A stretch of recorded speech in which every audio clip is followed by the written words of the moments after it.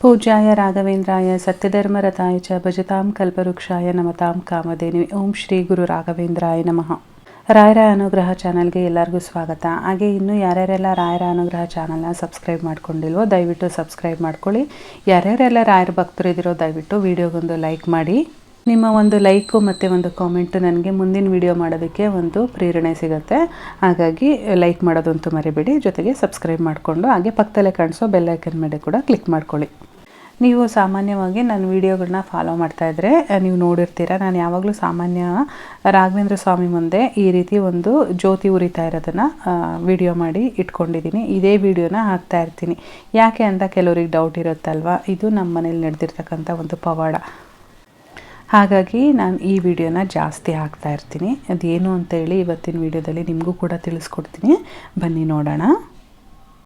ನಾನು ಎಷ್ಟು ವಿಡಿಯೋಗಳನ್ನ ಮಾಡಿದ್ದೀನಿ, ರಾಯರ ಅನುಗ್ರಹ ಆಗಿದ್ದರೆ ಯಾವ್ಯಾವ ರೀತಿ ನಮಗೆ ಸೂಚನೆಗಳು ಸಿಗ್ತಾ ಹೋಗುತ್ತೆ ಅಂತ ಹೇಳ್ಬಿಟ್ಟು ಎಷ್ಟೊಂದು ಸೂಚನೆಗಳ ಬಗ್ಗೆ ನಾನು ವಿಡಿಯೋಸ್ ಮಾಡಿದ್ದೀನಿ. ನೋಡಿಲ್ಲ ಅಂತ ಅಂದರೆ ಚಾನಲ್ಗೆ ವಿಸಿಟ್ ಮಾಡಿಬಿಟ್ಟು 2 ರೀತಿ ಆಲ್ರೆಡಿ ವಿಡಿಯೋ ಮಾಡಿದ್ದೀನಿ, ನೀವು ಅದನ್ನು ವಿಸಿಟ್ ಮಾಡಿ ನೋಡ್ಬೋದು. ನನ್ನ ಜೀವನದಲ್ಲಿ ರಾಯರು ಯಾವ ರೀತಿ ಅನುಗ್ರಹ ಮಾಡಿದ್ದಾರೆ, ಅವ್ರ ಅನುಗ್ರಹ ಇದೆ ಅಂತ ನನಗೆ ಹೆಂಗೆ ಗೊತ್ತಾಯಿತು ಅನ್ನೋದನ್ನು ನಿಮ್ಮ ಹತ್ರ ಶೇರ್ ಮಾಡ್ಕೋಬೇಕು ಅಂತೇಳಿ ತುಂಬ ದಿನದಿಂದ ಅನ್ನಿಸ್ತಾ ಇತ್ತು. ಹಾಗಾಗಿ ಇವತ್ತು ಈ ವಿಡಿಯೋನ ನಿಮ್ಮ ಜೊತೆ ಶೇರ್ ಮಾಡ್ಕೊಳ್ತಾ ಇದ್ದೀನಿ. ನಾನು ಕೂಡ ಎಲ್ಲರ ಥರನೇ ಪ್ರತಿದಿನ ಗುರುವಾರ ರಾಯರ ಮಠಕ್ಕೆ ಹೋಗ್ತೀನಿ. ಮುಂಚೆ ನನಗೆ ರಾಯರ ಮೇಲೆ ಯಾವುದೇ ರೀತಿ ನಂಬಿಕೆ ಇರಲಿಲ್ಲ. ನಾನು ಬರೀ ದೇವಸ್ಥಾನಕ್ಕೆ ಮಾತ್ರ ಹೋಗ್ತಾಯಿದ್ದೆ, ದೇವ್ರುಗಳಿಗೆ ಮಾತ್ರ ನಮಸ್ಕಾರ ಹೊಡಿತಾ ಇದ್ದೆ. ರಾಯರು ಅಂತ ಅಂದರೆ ಅವರೊಬ್ಬರು ಗುರುಗಳು ಅಷ್ಟೇ ಅಲ್ವಾ, ಅವರು ದೇವ್ರೇನಲ್ವಲ್ಲ ಅನ್ನೋದು ನನ್ನ ಮನಸ್ಸಲ್ಲಿ ಇದ್ದಿದ್ದಂಥ ಭಾವನೆ. ಒಂದಿನ ಅಚಾನಕ್ಕಾಗಿ 2025 ಜನವರಿ ಆ ಟೈಮಲ್ಲಿ ನನ್ನ ಹಸ್ಬೆಂಡು ಒಂದಿನ ಗುರುವಾರ ಮಠಕ್ಕೆ ಕರ್ಕೊಂಡು ಹೋಗ್ತಾರೆ. ಮಠಕ್ಕೆ ಕರ್ಕೊಂಡು ಹೋದಾಗ್ಲೂ ನಾನು ಹೊರಗಡೆನೇ ನಿಂತ್ಕೊಂಡು ಅವ್ರ ದರ್ಶನ ಮಾಡಿಕೊಂಡು ಕೈ ಮುಗ್ಬಿಟ್ಟು ಬರ್ತೀನಿ. ಅಷ್ಟಾಗೇನು ನನಗೆ ಏನು ವೈಬು ಗೊತ್ತಾಗೋದಿಲ್ಲ ಅವತ್ತು ಕೂಡ ನನಗೆ. ಅದಾದಮೇಲೆ ನಾನು ಯೂಟ್ಯೂಬಲ್ಲಿ ವೀಡಿಯೋಸ್ ನೋಡ್ತಾ ನನಗೆ ಬರೀ ರಾಯರದೇ ವೀಡಿಯೋಸ್ ಬರೋಕ್ಕೆ ಶುರುವಾಗುತ್ತೆ. ಅಲ್ಲಿವರೆಗೂ ನಾನು ಒಂದು ರಾಯರ ವೀಡಿಯೋಸುಗಳು ನೋಡಿಲ್ಲ, ಒಂದು ಮಠಕ್ಕೆ ಹೋಗಿಲ್ಲ, ರಾಯರ ಬಗ್ಗೆ ಏನು ಏನೂ ಗೊತ್ತಿಲ್ಲ. ಒಟ್ಟು ಲೈಫಲ್ಲಿ ಅಂದ್ಕೊಂಡಿದ್ದು ಲೈಫಲ್ಲಿ ಒಂದು ಸಲ ಮಂತ್ರಾಲಯಕ್ಕೆ ಹೋಗಿ ಬರಬೇಕು ಅನ್ನೋದು ಚಿಕ್ಕ ವಯಸ್ಸಿಂದನೂ ಆಸೆ ನನಗೆ. ಅದೊಂದು ಆಸೆ ಬಿಟ್ಟರೆ ನಂಬಿಕೆ ಅಂತ ಏನಿಲ್ಲ, ಹೋಗಿ ಬರಬೇಕು ಮಂತ್ರಾಲಯಕ್ಕೆ, ತಿರುಪತಿಗೆ, ಹಾಗೆ ಶಿರಡಿಗೆ, ಈ 3 ಸ್ಥಳಕ್ಕೆ ಹೋಗಿ ಬರಬೇಕು ಅನ್ನೋದೊಂದು ನನ್ನ ಮನಸ್ಸಲ್ಲಿ ಇದ್ದಿದ್ದು ಬಿಟ್ಟರೆ ಇನ್ಯಾವುದೇ ರೀತಿ ನಂಬಿಕೆನೂ ಕೂಡ ನನಗಿರಲಿಲ್ಲ. ಇವಾಗ ನಾನು ಹೇಳೋದನ್ನು ಬೇರೆಯವ್ರ ಹತ್ರ ಶೇರ್ ಮಾಡಿದ್ರೆ ನಂಬ್ತಾರೋ ಇಲ್ವೋ ಗೊತ್ತಿಲ್ಲ. ನೋಡಿ, ನಾನು ರಾಯರ ಬಗ್ಗೆ ಮಾತಾಡ್ತಾ ಇದ್ದೀನಿ, ಪಕ್ಕದಲ್ಲಿ ಗಂಟೆ ಸದ್ದು ಆಗ್ತಾಯಿದೆ. ನಿಮಗೆ ಕೇಳಿಸ್ತಾ ಇದೆಯೋ ಇಲ್ವೋ ನನಗೆ ಗೊತ್ತಿಲ್ಲ, ನನಗೆ ಕೇಳಿಸ್ತಾ ಇದೆ. ಗಂಟೆ ಸದ್ದು ಶುರುವಾಗಿದೆ. ನಾನು ಬಸ್ಸಲ್ಲಿ ಹೋಗ್ತಾ ಬರ್ತಾ ಏನಿದು ರಾಯರ ವೀಡಿಯೋಸ್ ಇಷ್ಟೊಂದು ಬರ್ತಾ ಇದೆಯಲ್ಲ ಅಂತ ಹೇಳ್ಬಿಟ್ಟು ವೀಡಿಯೋಗಳನ್ನ ನೋಡೋಕ್ಕೆ ಶುರು ಮಾಡ್ತೀನಿ.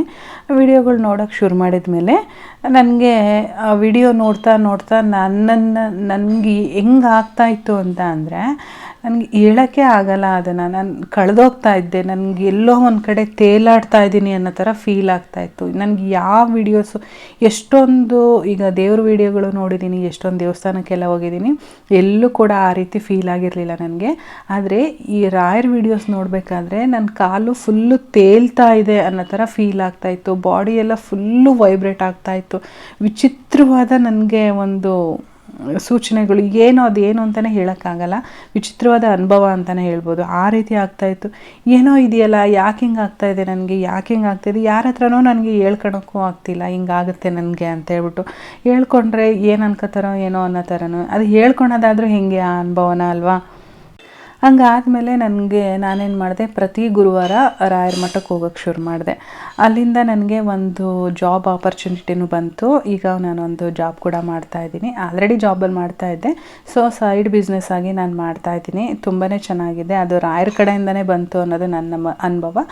ಮತ್ತು ನಾನು ಅದು ಶುರು ಮಾಡೋದಕ್ಕಿಂತ ಮುಂಚೆ ನಾನು ರಾಯರ ಹತ್ರ ಮಾಡಲಾ ಬೇಡವಾ ಅಂತೇಳಿ ಪ್ರಶ್ನೆ ಇಟ್ಟು ರಾಯರ ಹತ್ರ ನಾನು ಪರ್ಮಿಷನ್ ತಗೊಂಡೆ ಸ್ಟಾರ್ಟ್ ಮಾಡಿದ್ದೀನಿ ಆ ಒಂದು ಬಿಸ್ನೆಸ್ನ.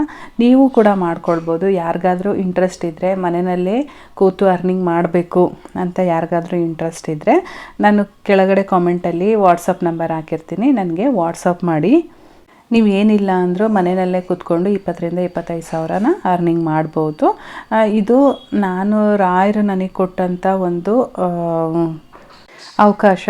ಹಾಗಾಗಿ ಈ ಅವಕಾಶನ ನೀವು ಕೂಡ ಬಳಸ್ಕೊಳ್ಬೋದು. ಆ ಉದ್ದೇಶಕ್ಕೋಸ್ಕರ ನಾನು ಇವತ್ತು ಈ ವಿಡಿಯೋದಲ್ಲಿ ಹೇಳ್ತಾ ಇದ್ದೀನಿ.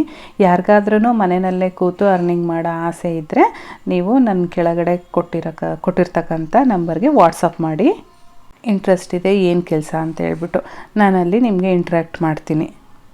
ಹೀಗೆ ರಾಯರ ಮಠಕ್ಕೆ ಹೋಗ್ತಾ ಇದ್ದೆ ಗುರುವಾರ. ಹಾಗೆ ರಾಯರ ವ್ರತಗಳನ್ನ ತಿಳ್ಕೊಂಡು ರಾಯರ ವ್ರತಗಳನ್ನ ಮಾಡಿದೆ. ಅದಾದಮೇಲೆ ನನಗೆ ಒಂದಿನ ಬೆಳಗ್ಗೆ ಟೈಮು ಹಿಂಗೆ ಪೂಜೆ ಮಾಡ್ತಾ ಇದ್ದೆ. ಪೂಜೆ ಮಾಡಬೇಕಾದ್ರೆ ದೀಪ ಹಚ್ಚಿದ್ದೆ ರಾಯರ ಮುಂದೆ. ಈಗ ನೀವೇನು ನೋಡ್ತಾ ಇದ್ದೀರಾ ಆ ಥರದೊಂದು ದೀಪ ಹಚ್ಚಿದ್ದೆ. ಅದು ಆ್ಯಕ್ಚುಲಿ ಮಂಗಳಾರತಿ ನಾನು ಹಿಡ್ದಿರ್ತಕ್ಕಂಥದ್ದು. ಕೆಳಗಡೆ ದೀಪದಲ್ಲಿ ದೀಪ ಹತ್ತಿಸ್ಬಿಟ್ಟು ಇದು ಹೋಗೋ ಥರ ಇತ್ತು, ಇನ್ನೇನು ಹೋಗುತ್ತೆ ದೀಪ ಅನ್ನೋ ಥರ ಹಾರಾಡ್ತಾ ಇತ್ತು. ನನಗೆ ಯಾಕೆ ಪೂಜೆ ಮಾಡ್ಬೇಕಾದ್ರೆ ದೀಪ ಹೋಗ್ತಿದೆಯಲ್ಲ ಅಂತೇಳ್ಬಿಟ್ಟು ಭಯ ಆಗಿ ನಾನು ರಾಯರ ಹತ್ರ ಕೇಳ್ಕೊಂಡಿದ್ದಿಷ್ಟೇ, ನಿಮ್ಮ ಅನುಗ್ರಹ ನನ್ನ ಮೇಲಿದ್ರೆ ದೀಪ ಹೋಗದೇ ಇರೋ ಥರ ನೋಡ್ಕೊಳ್ಳಿ ಅಂತ ಹೇಳ್ಬಿಟ್ಟು ಹೇಳಿ ಪೂಜೆ ಮಾಡಿಬಿಟ್ಟು ನಾನು ಡ್ಯೂಟಿಗೆ ಹೊರಟೋಗ್ಬಿಟ್ಟೆ. ಈ ದೀಪನೇ ಅಂತ ಅಲ್ಲ, ಒಟ್ಟು ಅವ್ರ ಮುಂದೆ ಯಾವುದಾದ್ರು ಒಂದು ದೀಪ ಉರಿಬೇಕು ಅನ್ನೋದು ನನ್ನ ಮನಸ್ಸಲ್ಲಿ ಇದ್ದಿದ್ದು. ಆಮೇಲೆ ಮಧ್ಯಾಹ್ನ 2 ಗಂಟೆಲಿ ಮನೆಗೆ ಫೋನ್ ಮಾಡಿದರೆ ಅಮ್ಮ ಹೇಳಿದ್ರು, ನೀನು ರಾಯರ ಮುಂದೆ ಹಚ್ಚಿಟ್ಟಿದ್ದ ದೀಪ ಇನ್ನೂ ಉರಿತಾ ಇದೆ ಅಂತ. ನಾನು ಹಚ್ಚಿರೋದು ಯಾವಾಗ? ಬೆಳಗ್ಗೆ 8 ಗಂಟೆನಲ್ಲಿ. ಅದು 2 ಗಂಟೆ ಆದ್ರೂ ದೀಪ ಉರಿತಾನೇ ಇದೆ. ಇದು ಎಷ್ಟು ಪವಾಡ, ಹೆಂಗಿರ್ಬೋದು? ನನಗೆ ನಿಜ ಹೇಳ್ತಾ ಇದ್ರೆ ಗೂಸ್ ಬಂಪ್ಸ್ ಬರ್ತಾಯಿದೆ ಈಗಲೂ ಕೂಡ. ಅದಾದಮೇಲೆ ಪ್ರತಿದಿನ ರಾತ್ರಿ ನಾವು ಸಂಜೆ 6 ಗಂಟೆಗೆ ಪೂಜೆ ಮಾಡಿದ್ರೆ ಮಧ್ಯರಾತ್ರಿ 1 ಗಂಟೆ 2 ಗಂಟೆವರೆಗೂ 2 ದೀಪ ಹಚ್ಚಿರ್ತಿದ್ದೆ ನಾನು. ಒಂದು ಕಡೆ ಗಣೇಶನ ಇಟ್ಟಿದ್ದೀನಿ, ಇನ್ನೊಂದು ಕಡೆ ರಾಯರ ಫೋಟೋ ಇಟ್ಟಿದ್ದೀನಿ. ಈ ಕಡೆ ಗಣೇಶನ ಕಡೆ ಇಟ್ಟಿರ್ತಕ್ಕಂಥ ದೀಪಕ್ಕೆ ಆ ದೀಪಕ್ಕೆ ಎರಡಕ್ಕೂ ಕೂಡ ಒಂದೇ ಸಮನಾಗಿ ಬತ್ತಿ ಹಾಕಿರ್ತಿದ್ವಿ, ಒಂದೇ ಸಮನಾಗಿ ಎಣ್ಣೆನೂ ಕೂಡ ಹಾಕಿರ್ತಿದ್ವಿ. ಆದರೆ ಈ ಕಡೆ ದೀಪ ಉರಿದೋಗಿರ್ತಿತ್ತು. ಈ ರಾಯರ ಮುಂದೆ ಏನು ದೀಪ ಇದೆ 2 ಗಂಟೆ ರಾತ್ರಿ ಆದ್ರೂ ಉರಿತಾ ಇತ್ತು. ನನಗೆ ಮಧ್ಯರಾತ್ರಿ ಎಲ್ಲ ಎದ್ದೋಗಿ ನೋಡ್ಕೊಬಂದಿದ್ದೀನಿ, ದೀಪ ಉರಿತಾನೇ ಇರೋದು. ನನಗೆ ಸುಮಾರು 1 ವಾರ 10 ದಿನ ಆ ರೀತಿ ಅನುಭವ ನಮ್ಮ ಮನೇಲಾಗಿತ್ತು. ಅದಾದಮೇಲೆ ನನಗೆ ಗೊತ್ತಾಯಿತು ರಾಯರ ಅನುಗ್ರಹ ನನಗೆ ತುಂಬಾ ಚೆನ್ನಾಗಾಗಿದೆ ಅಂಥೇಳಿ. ಅದಾದಮೇಲೆ ನಾನು ರಾಯರ ಬಗ್ಗೆ ಇನ್ನಷ್ಟು ಮಾಹಿತಿನ ಜನಗಳಿಗೆ ತಿಳಿಸ್ಕೊಡ್ಬೇಕು, ನನಗೆ ಗೊತ್ತಿರೋ ಅಂಥ ಮಾಹಿತಿಗಳನ್ನ ಜನಗಳಿಗೆ ತಿಳಿಸಿ ಅವ್ರಿಗೂ ಕೂಡ ಒಂದು ಒಳ್ಳೆಯದಾಗಬೇಕು ಅಂಥೇಳಿ ನಾನು ಈ ರಾಯರ ಚಾನಲ್ನ ಸ್ಟಾರ್ಟ್ ಮಾಡಿದೆ. ರಾಯರ ವ್ರತಗಳಾಗಿರ್ಬೋದು, ರಾಯರ ಸೇವೆಗಳಾಗಿರ್ಬೋದು, ಇದನ್ನು ಜನಗಳಿಗೆ ತಿಳಿಸೋದು ಒಂದು ಸೇವೆ ಅಂತ ನನ್ನ ಮನಸ್ಸಲ್ಲಿ ಅಂದ್ಕೊಂಡು ಈ ಚಾನಲ್ನ ಸ್ಟಾರ್ಟ್ ಮಾಡಿ ಅವ್ರ ಸೇವೆಗಳನ್ನ, ಅವರ ವ್ರತಗಳನ್ನ ನಿಮಗೆ ನಾನು ಈ ಮೂಲಕ ತಿಳಿಸ್ತಾ ಇದ್ದೀನಿ. ನಾನು ಹೇಳ್ತಕ್ಕಂಥ ಸೇವೆಗಳನ್ನ, ವ್ರತಗಳನ್ನ ಯಾರ್ಯಾರು ಮಾಡ್ತಾರೆ ಅವ್ರಿಗೆಲ್ಲ ಒಳ್ಳೆಯದಾಗಲಿ ಅಂತ ಪ್ರತಿದಿನ ರಾಯರ ಹತ್ರ ಪೂಜೆ ಮಾಡಬೇಕಾದ್ರೆ ರಾಯರ ಹತ್ರ ಕೂಡ ನಾನು ಬೇಡ್ಕೊಳ್ತೀನಿ. ನೀವು ಕೂಡ ಅಷ್ಟೇ, ರಾಯರನ್ನು ತುಂಬ ನಂಬಿ ಯಾವುದೇ ರೀತಿ ಅಪನಂಬಿಕೆ ಬೇಡ, ರಾಯರ ಮೇಲೆ ಒಂದು ನಂಬಿಕೆ ಇಟ್ಟು ನಾನು ಹೇಳ್ತಕ್ಕಂಥ ಸೇವೆಗಳನ್ನ ಮಾಡ್ತಾ ಬಂದಲ್ಲಿ ನಿಮಗೂ ಕೂಡ ರಾಯರು ಒಲಿತಾರೆ, ಕಷ್ಟದಲ್ಲಿ ಕೈ ಹಿಡಿತಾರೆ. ಇದು ನನ್ನ ಜೀವನದಲ್ಲಿ ಆಗಿರ್ತಕ್ಕಂಥ ಒಂದು ಅನುಭವ. ಈ ರೀತಿ ಅನುಭವಗಳು ನಿಮಗೇನಾದರೂ ಆಗಿದೆ, ನಿಮಗೂ ಈ ಥರ ಪವಾಡಗಳಾಗಿದೆ ಅಂತ ಅಂದರೆ ನನ್ನ ಬಳಿ ಶೇರ್ ಮಾಡಿಕೊಂಡ್ರೆ ನಾನು ವಿಡಿಯೋ ಮೂಲಕ ಜನಗಳಿಗೆ ತಿಳಿಸ್ತೀನಿ.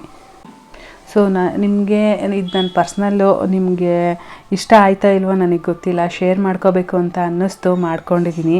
ಇಷ್ಟ ಆಗಿದರೆ ದಯವಿಟ್ಟು ವಿಡಿಯೋಗೊಂದು ಲೈಕ್ ಮಾಡಿ, ಹಾಗೆ ಕಮೆಂಟ್ ಮಾಡಿ, ಜೊತೆಗೆ ಸಬ್ಸ್ಕ್ರೈಬ್ ಮಾಡಿಕೊಂಡು ನನಗೆ ಸಪೋರ್ಟ್ ಮಾಡಿ. ಹಾಗೆ ವರ್ಕ್ ಫ್ರಮ್ ಹೋಮ್ಗೆ ಯಾರಿಗೆಲ್ಲ ಇಂಟ್ರೆಸ್ಟ್ ಇದೆಯೋ ನನಗೆ ವಾಟ್ಸಪ್ಪಲ್ಲಿ ನನಗೆ ಮೆಸೇಜ್ ಮಾಡಿ. ಜೊತೆಗೆ ನಿಮ್ಮ ಅನುಭವಗಳನ್ನೂ ಕೂಡ ನನಗೆ ವಾಟ್ಸಪ್ಪಲ್ಲಿ ಕೂಡ ಶೇರ್ ಮಾಡ್ಬೋದು. ಇಲ್ಲಿಗೆ ಈ ವಿಡಿಯೋನ ನಾನು ಮುಗಿಸ್ತಾ ಇದ್ದೀನಿ. ನಾನು ಮತ್ತೆ ಸಿಗ್ತೀನಿ ಮುಂದಿನ ವಿಡಿಯೋದಲ್ಲಿ. ಧನ್ಯವಾದಗಳು.